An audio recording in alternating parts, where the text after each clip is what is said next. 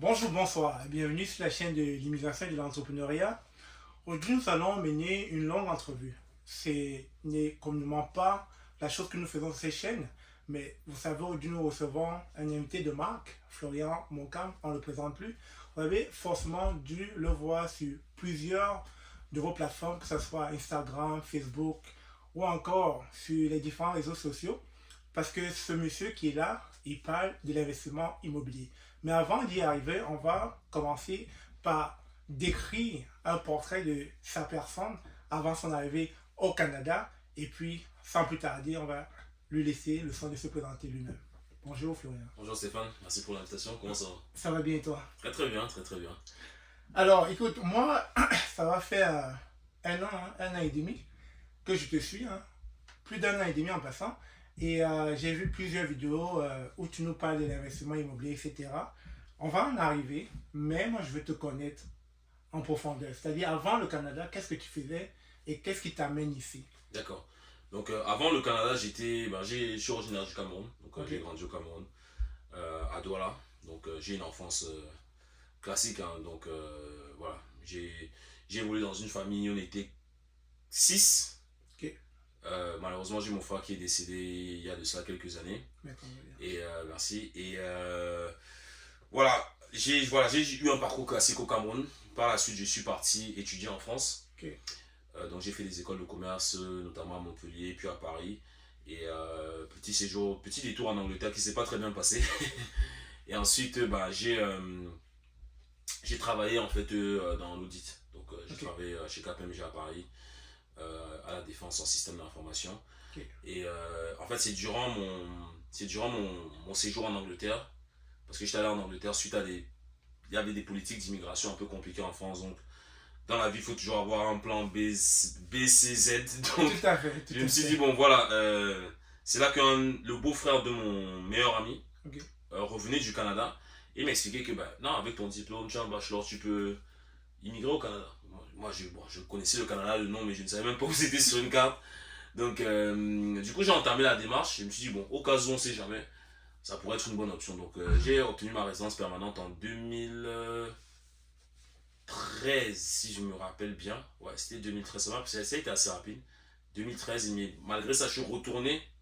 Après mon séjour en Angleterre, je suis revenu en En France France, ok. pour travailler parce que bon, les politiques d'immigration c'était un peu atténué. Et c'est là que j'ai commencé en fait ma carrière à la Défense à Paris. Et bon, quand on est en France, on a toujours des difficultés de logement, c'est-à-dire il faut des garants, Tout à fait. etc. Bref, Voilà. donc tu passes d'ami en ami. Mm. Tu as des amis qui disent que bon, lui il dort chez moi, il faut que tu les récupères. Bref, tu connais un peu l'histoire, tu vois. Donc, Tout à fait. je me suis dit, la première chose que je vais faire, c'est de m'acheter un appartement. Ok. Dès que j'en aurai les moyens, je pourrais m'acheter un appartement. Et moi, je pensais qu'il fallait acheter cash. Moi, je connaissais même pas le crédit, tout ça. Et c'est un collègue à moi, camerounais, qui s'appelle Gislain. On discute et il dit non, il est en train d'acheter un appartement avec sa femme. Il va aller prendre un crédit avec son salaire, puis ce salaire de sa femme, il peut emprunter quelque chose comme 350 000 euros. Je me suis dit, mais comment c'est Là, possible ça en fait? t'allume directement Là, le je me dis cerveau. comment c'est possible. Et du coup, moi, je suis quelqu'un, quand je vois quelque chose qui fonctionne, je Directement. me pose même pas trop de questions, tu vois. Je me dis, ok, tu fais comment? Donc, je le suis dans son processus et je voulais même acheter un appartement dans la résidence où il était en train d'acheter. Ok. Parce que c'était un programme de logement neuf. Malheureusement, je ne pouvais pas parce que j'avais pas assez de revenus. Lui, il empruntait avec sa femme, donc ça fait que j'ai pas pu acheter. J'ai dû acheter un appartement tout seul, un peu moins cher. Ok. Donc ça a été ma première résidence principale. Et à l'époque, c'était une erreur un peu que j'ai faite parce que je ne conseille pas d'acheter sa résidence principale pour démarrer. Pour démarrer, exact. Mais de fil en aiguille, j'ai un autre ami à moi qui me partageait des passages de Père riche, Père pauvre. Et c'est là que je voyais que c'était intéressant. Donc, il partageait ça sur WhatsApp en fait. Et du coup, j'ai commandé le livre et là, ça m'a ouvert les yeux. Et je me suis dit, ok, ben, pour s'enrichir, simplement, mais pas facilement, Ouais. c'est d'acheter autant d'appartements que je peux Ok. et de les mettre en location. Donc, je me suis lancé dans un marathon par la suite en France où j'ai acheté une dizaine d'appartements en l'espace de un peu moins d'un an. Ok. Et c'est là que j'ai vu en fait qu'il y avait quelque chose de gros à Il y faire. avait du Il y potentiel avait du derrière. potentiel Ok. clairement. Donc j'ai démarré, j'ai frappé fort en France. Et j'ai été capé parce que les revenus, il fallait que j'augmente mes revenus. Donc j'ai essayé des pays, hein. Je suis allé passer des entretiens à Hong Kong, en Suisse, à Dubaï, partout. J'ai fait des pays, mais moi je me suis dit comment j'ai fait pour aller arriver là-bas. Je me suis fait recaler de partout. Et c'est là que je me suis dit, bon, je vais me renseigner sur ce fameux Canada. Ok. Et là je tombe sur des vidéos de Stéphanie Milo, tout ça qui explique comment elle a 100 appartements. Et pareil. Donc, si je comprends bien, le Canada, c'est pas juste une immigration choisie, c'est parce que tu vises l'investissement immobilier. Ah non, c'est un plan, c'est un plan. Moi, c'est Ok. un plan. Ok. J'ai un plan de 10 ans. Là. Il me reste encore 2-3 ans. Ah, ok, ah, c'est bon. Ça, là, je me suis dit, je pars en mission 10 ans. Donc Ok. là, je suis pas venu pour rigoler. Donc je suis parti. Ok. Je me suis dit, ok, je vais immigrer au Canada pour continuer mon ascension, entre guillemets, Mhm. en immobilier. Donc, chose que j'ai faite. Donc, je me suis commencé en préparant mon départ. Donc, je suis venu passer des entretiens ici. Donc, j'ai décroché un emploi à distance depuis la France. Donc, j'étais venu une semaine. Moi, j'allais, en fait, c'est-à-dire, je rentrais dans les entreprises. Je disais que bon, je cherche un emploi, je veux un entretien. Monsieur, vous n'avez pas d'entretien. Je dis que je sais que vous cherchez un emploi, vous cherchez des employés. Je suis là pour quelques jours. Est-ce que je peux avoir un entretien? C'est comme ça que j'ai trouvé mon emploi. Ok. En allant toquer directement par des entreprises. Donc, j'ai eu mon emploi. Parce que osé, il y a eu. Ah oui, pas mal oui. d'audace, Je me dis, hein, bon, qu'est-ce que j'ai à perdre à part un nom, tu vois. Ouais. Moi, je suis quelqu'un de très direct. Ouais. Donc, je me dis, ok, la pire des choses, c'est quoi? C'est qu'on va me mettre dehors. Peut-être on va appeler la sécurité. On va me mettre dehors. Il n'y a pas mort d'homme, comme je viens de dire. Donc, voilà. Mais j'ai quand même pu décrocher un emploi parce que justement, ces personnes se sont dit, mais voilà, il n'est pas passé par la voie normale. Ouais. Le gars, il est rentré, il est venu faire du bruit, il dit qu'il veut travailler, mais il a l'air motivé. Il repart dans 2 jours, on va l'écouter. C'est comme ça que j'ai décroché. Et j'ai eu 2 offres d'emploi en faisant ça. J'ai eu 2 offres d'emploi en faisant ça.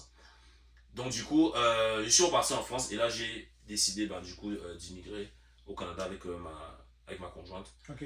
Et avec l'objectif d'atteindre déjà le premier. Bon, sachant que j'avais déjà atteint 1 million de patrimoine en immobilier en France. Ouais. Mais je me suis dit, bon, ok, là, je recommence de zéro. Je me suis débarrassé de ces appartements progressivement. Et j'ai dit que là, je repars de zéro. Ok, mais question, est-ce que tu as vendu tous tes biens immobiliers avant de venir ici ou bien tu as gardé certains?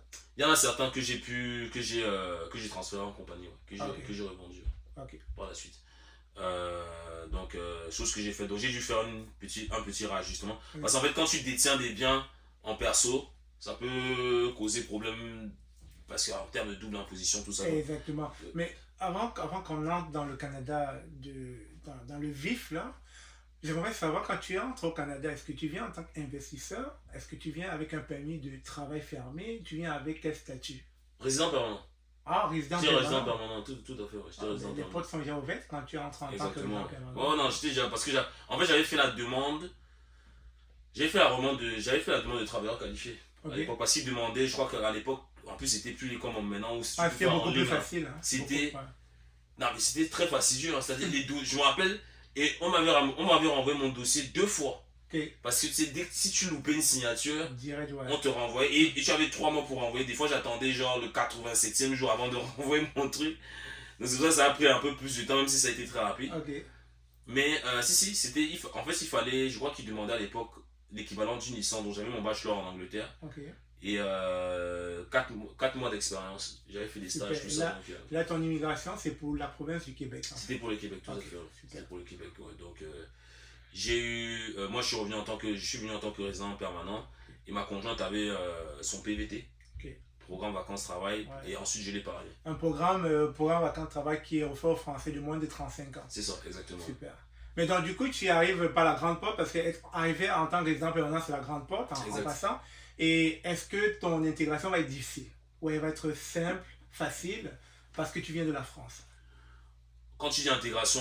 Intégration sur le territoire, c'est-à-dire trouver un travail, un logement, ou bien comme tu avais déjà des actifs financiers de l'autre côté en France, c'était beaucoup plus facile pour toi, contrairement à un immigrant qui vient du Cameroun. En fait, moi j'avais déjà je m'étais quand même bien préparé. C'est-à-dire que j'avais déjà trouvé un emploi, j'avais déjà trouvé un logement avant d'arriver. Ok. Donc j'avais contacté des résidences ou qui offraient des appartements. Ok, tu avais anticipé sur pas mal Exactement, d'affaires. donc en fait j'avais contacté des résidences Ok. en disant que voilà, j'allais venir m'installer au Canada, qui m'avait dit ok, on peut vous réserver un appartement, mais quand vous allez venir, on va quand même, je me parlais d'enquête de crédit, tout ça, moi je comprenais pas trop. Et mais j'avais loué un Airbnb sur 2 semaines en me disant bon, j'ai trouvé un appartement assez rapidement. Je suis arrivé un mercredi, le vendredi, j'avais déjà ouvert mon compte bancaire, carte de crédit, $17 000. Ok.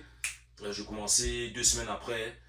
Donc non, ça allait quand même très C'était vite. fluide. Ouais, ouais, non, non, T'entends parler, c'était vraiment fluide. non, ça allait très vite, ça allait très vite. Bon, j'ai pas eu de soucis de difficulté à trouver de logement, difficulté à trouver un emploi. Non, c'est parce que je m'étais vraiment bien préparé en amont. Ok. Mais est-ce que tu n'as pas rencontré comme un choc culturel dans les façons de faire, les habitudes, en emploi, en société, la langue, etc., vu que la langue québécoise est différente du français? Non, Est-ce que ça n'a pas été difficile ton acclimatation dans la non, province? parce qu'en fait, moi, vu que j'ai beaucoup voyagé avant, Ok. tu vois, au contraire, j'étais plutôt curieux. Tu sais, je regardais partout, je me disais, waouh, je suis où, machin. La première fois, la seule mésaventure que j'ai eue, c'était par rapport aux tips. Ok. C'est-à-dire, je suis allé manger dans un restaurant, je paye, Ok. on me regarde comme ça en me disant, mais il n'y a pas de tips. Je dis, mais le tips, c'est quoi? Le tips, c'est quoi, tu vois? C'est juste ça, non, mais honnêtement, non, ça s'est super bien passé. C'est vrai que j'avais des amis déjà installés ici, mais je me suis même pas trop rabattu sur eux. C'est que moi, j'allais dans des 5 à 7 avec des personnes venant du Mexique, de l'Asie. Donc j'étais vraiment. Alors, je tiens juste à rappeler aux auditeurs, 5 cafés, c'est un after work. C'est-à-dire Exactement. après boulot, vous pouvez vous rencontrer, échanger, boire quelques verres, etc. Exactement. Donc c'est ça, je me suis dit vraiment, j'ai certains amis d'enfance qui étaient là. Donc quand partout où tu vas rencontrer des Camerounais. Bien sûr. Honnêtement, Les Camerounais sont partout. voilà, en fait, j'avais passé une soirée avec eux. Et c'est bon. On va te parler des trucs négatifs, machin. J'ai dit, bon, écoutez les gars. Voilà, Et puis ça, le pire, en fait, c'est l'erreur qu'on fait. Et puis, je vais vous tenir un truc, je vais un peu comme récapituler. Anticiper quand vous venez au Canada, anticiper ce qu'il a fait, il a anticipé. Et puis après, il y a la curiosité, c'est-à-dire être curieux de ton nouvel environnement. Et c'est ce qu'il a fait. Mais un autre point qu'il est en train d'aborder, que j'aime beaucoup, c'est ne vous entourez pas de mauvaises personnes. Et je pense que c'est là il s'en allait. Mais clairement, parce qu'en fait, bon, il n'y avait pas que des Camerounais dans la soirée, mais il y avait de tout, toute nationalité, principalement africaine bien évidemment, mais tu te trouvais pas si je me suis dit, j'arrive, ça fait 2 semaines, tu entends des histoires, tu te dis, mais on a fait des kilomètres pour venir ici, tu entends des histoires du quartier, tu te dis, mais c'est quoi honnêtement, je me suis même énervé, j'ai dit, c'est la dernière fois que je fais une soirée, c'est terminé. Les histoires de sans caleçon. Ah non, j'ai dit, non, mais c'est pas possible. Moi, j'ai abandonné tout ça. C'est pour ça que tu vas jamais beaucoup me voir avec des Africains. J'ai beaucoup d'amis africains, mais tu vois, des soirées bavardage, tout ça, moi, non. C'est clair, je suis d'accord avec toi. Non, honnêtement, c'est. Non. Et c'est ça, moi, je comprends pas. C'est pas un bon mindset. Ouais. Et il y a toujours jalousie, rétention d'informations. Tu vas voir quelqu'un qui a une belle maison.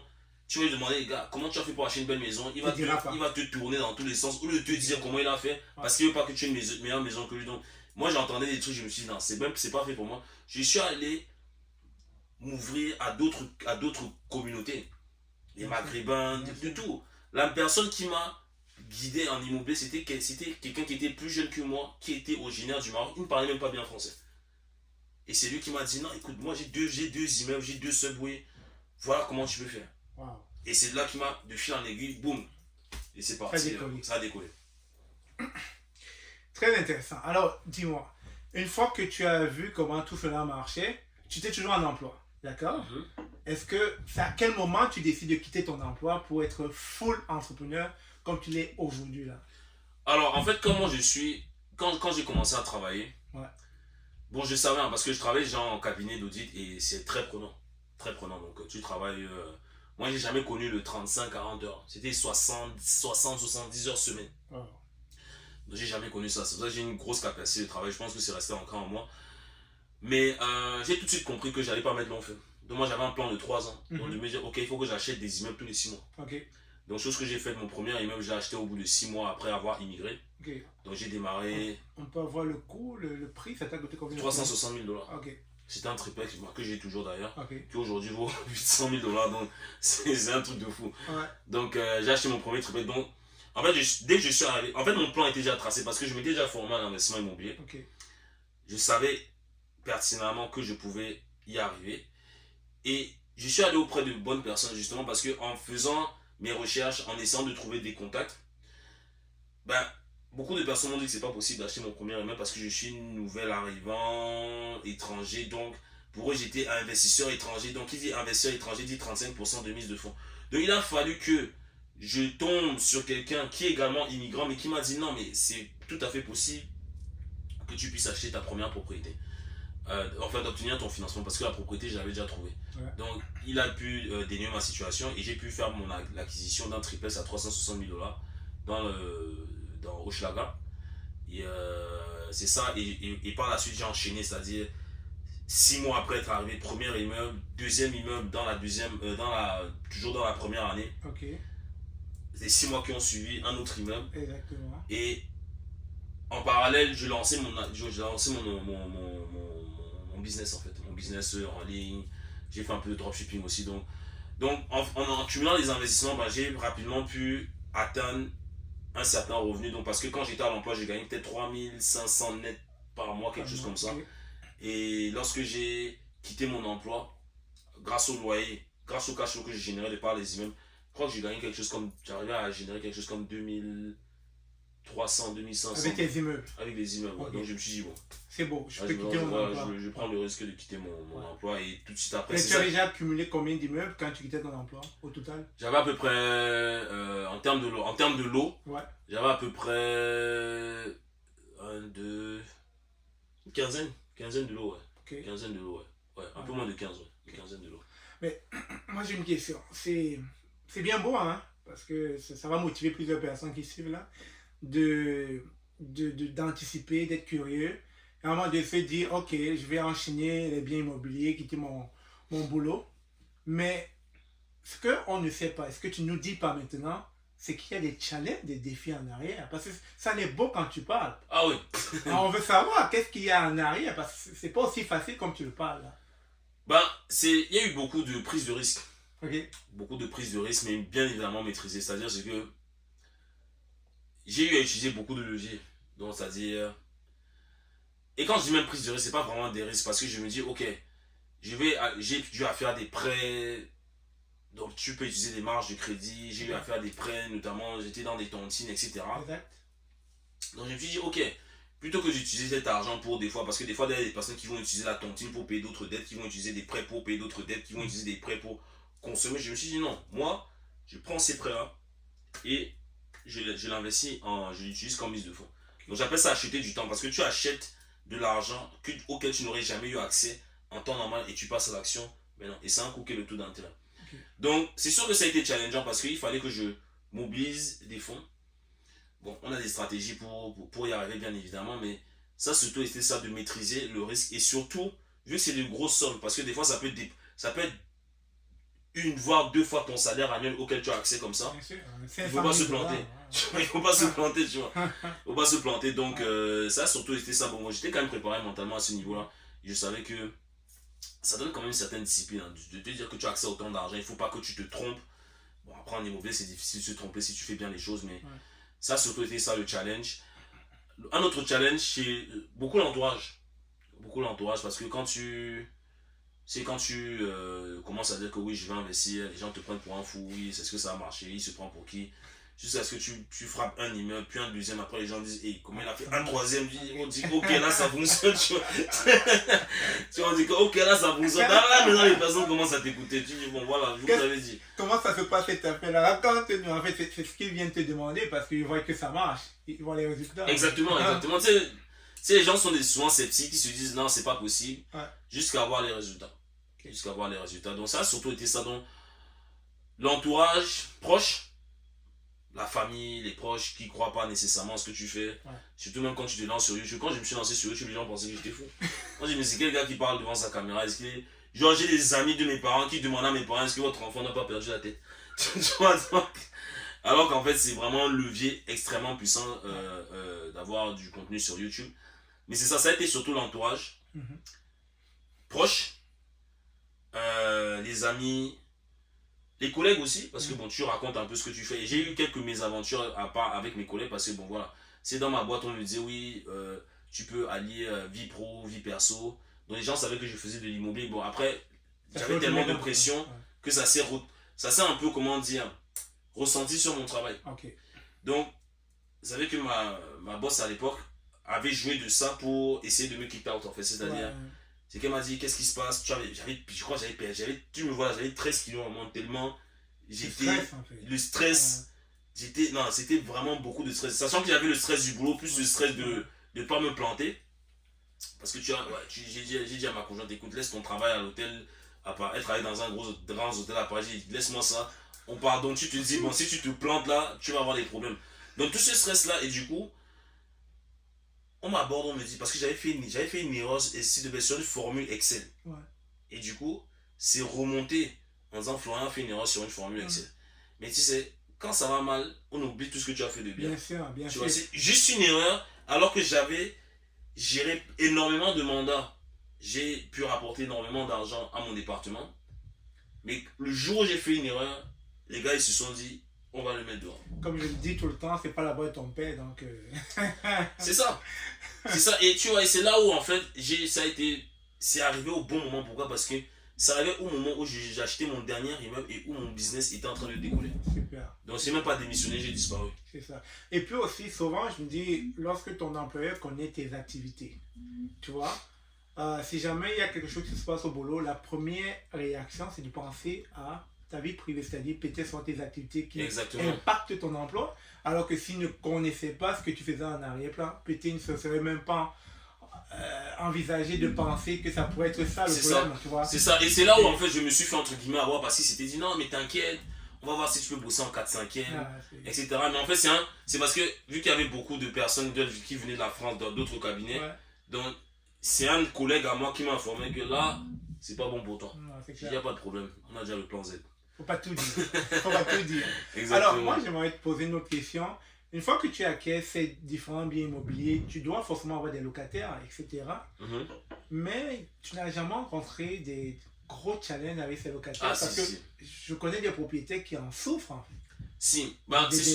Des aérés de loyer, des locataires qui ne payent pas. Et d'après la loi, sur le logement, tu ne peux pas évincer, tu ne peux pas mettre un locataire dehors comme ça. Tu as pas eu ces cas de figure? Si, j'ai eu des cas de figure où c'était des histoires vraiment de fou. C'était un locataire. Pourtant, c'était un très bon locataire, mais c'est également. C'est là que tu apprends. Moi, la leçon, après, je vais dire les deux leçons que j'ai tirées de ça, c'est que déjà, le premier locataire que j'avais, c'était mon tout premier immeuble. Et c'est quelqu'un qui gérait un peu les travaux de l'immeuble. Donc, je l'avais un peu nommé comme responsable de l'immeuble. Il me payait très bien. Mais c'est la vie, il y a des hauts et des bas, donc il a commencé à avoir des difficultés financières. Premier signal d'alerte, c'est quand un locataire te commence à te demander de payer en plusieurs fois, c'est pas bon. Ça veut dire que là, il y a une difficulté. Il me demande de me payer en plusieurs fois. Et ce qui s'est passé, c'est qu'à un moment donné, il a pris un colocataire sans savoir que le colocataire là sortait de prison. Donc le colocataire, il a hébergé, ils se sont même embrouillés. Le colocataire a frappé lui, sa femme, il les a mis dehors.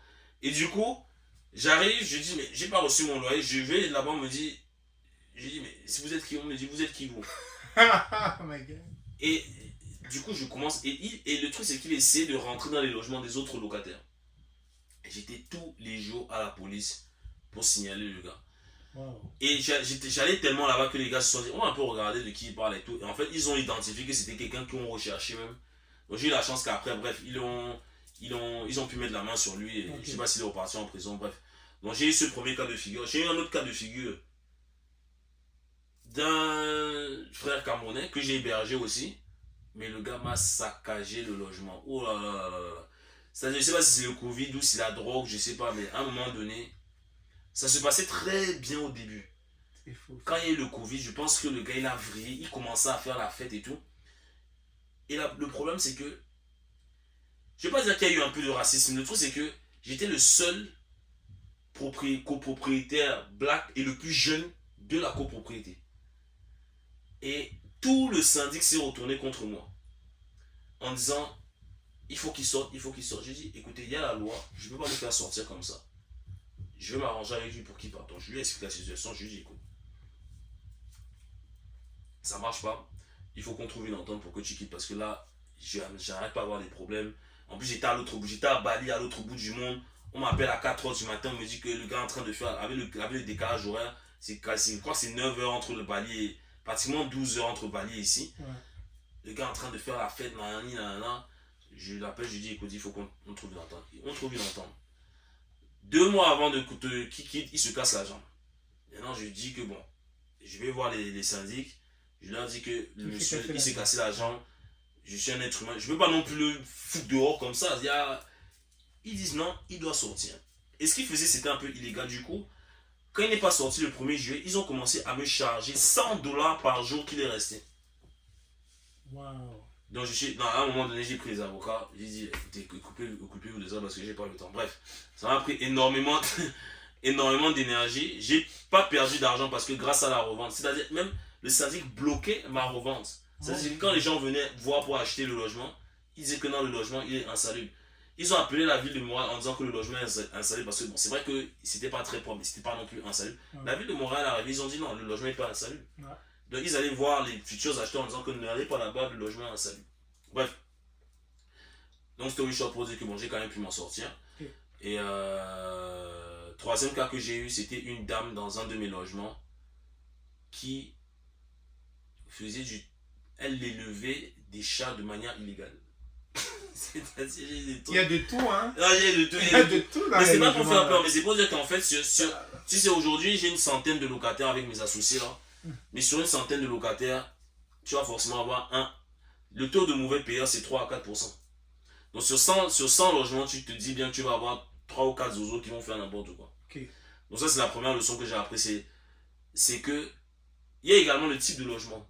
Depuis le logement il est élevé en termes de gamme et en termes de prix, ben, tu évites, ça te permet également d'éviter. Ouais, ça élimine pas mal de... Énormément, tu vois. Donc moi, c'est ce que j'ai appris. C'est pour ça que maintenant, je me suis plus spécialisé. Là, en ce moment, c'est plus sur des logements un peu plus haut de gamme, d'un certain prix, pour éviter du coup ce type de problème.